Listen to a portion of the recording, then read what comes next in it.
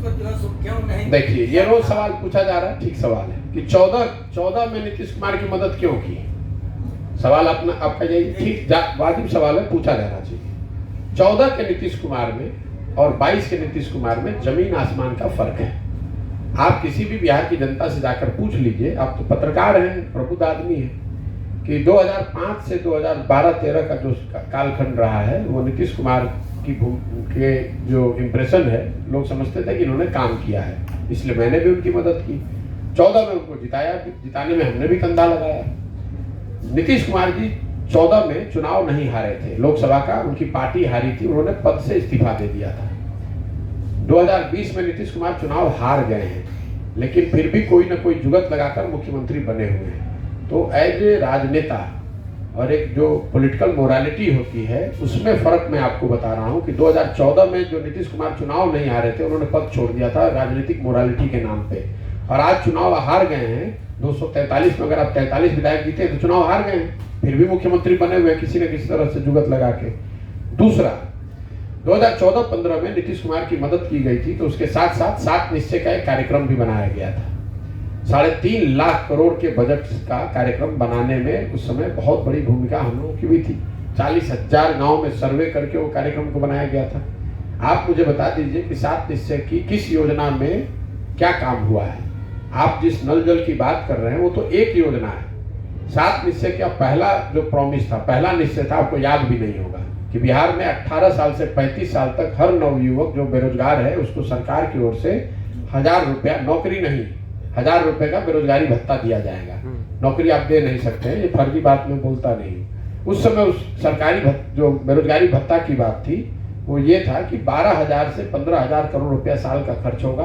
बिहार के हर वो नवयुवक जो 18 से 35 साल का है उसको बेरोजगारी भत्ता मिलेगा, ताकि उसको डिस्ट्रेस माइग्रेशन के लिए कहीं बाहर जाकर कुछ वैसा काम न करना पड़े।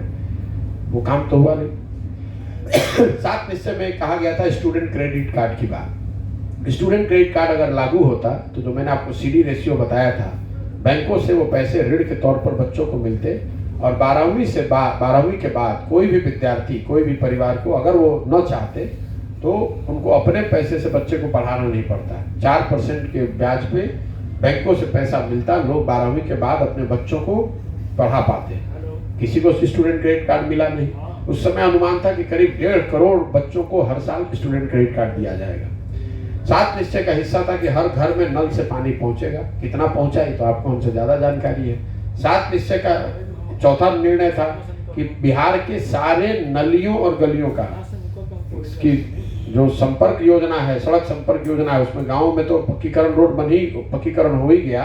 गाँव के अंदर कोई भी गली नहीं बचनी चाहिए जिसका पूरा पक्कीकरण ना हो, और नालियों का एक समुचित जाल बिछाया जाए ताकि लोगों को घर से पानी निकालकर डिस्चार्ज करने तक की व्यवस्था। उस 3.25 लाख करोड़ की जो 7 निश्चय की योजना थी, उसमें सबसे ज्यादा 80,000 करोड़ रुपया सिर्फ नालियों और गलियों के पक्कीकरण के लिए था। तो अगर आपने ये सब काम किया ही नहीं तो मैं क्यों आज मदद करूं? आप कह रहे हैं कि 14 में मदद किए थे तो आज क्यों नहीं कर रहे हैं? तो 14 में आपने जिसको वोट दिया था वो आदमी काम नहीं करेगा तो उसी को वोट देते रहिएगा? ये कोई जमींदारी है? कोई राजतंत्र है? लोकतंत्र में यही है ना कि भाई आपने किसी के साथ आपने किसी पर भरोसा किया, उसको आपने वोट दिया। आपने वोट दिया, मैंने उनके साथ काम किया, मैंने वोट भी दिया, उनके साथ काम भी किया। लेकिन अगर आपके विश्वास पर, आपके भरोसे पर वो 5 साल खरे नहीं उतरे तो आप क्या निर्णय लेंगे? आप उनको वोट नहीं देंगे, किसी दूसरे को देंगे। तो वही काम मैं कर रहा हूं।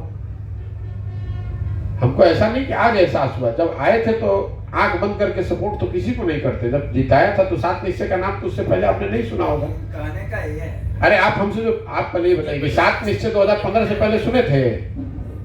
7 निश्चय नहीं सुने थे ना उस तरह की योजना आपने कभी सुनी होगी जो 40,000 गांव से सर्वे करके किसी ने बनाया हो।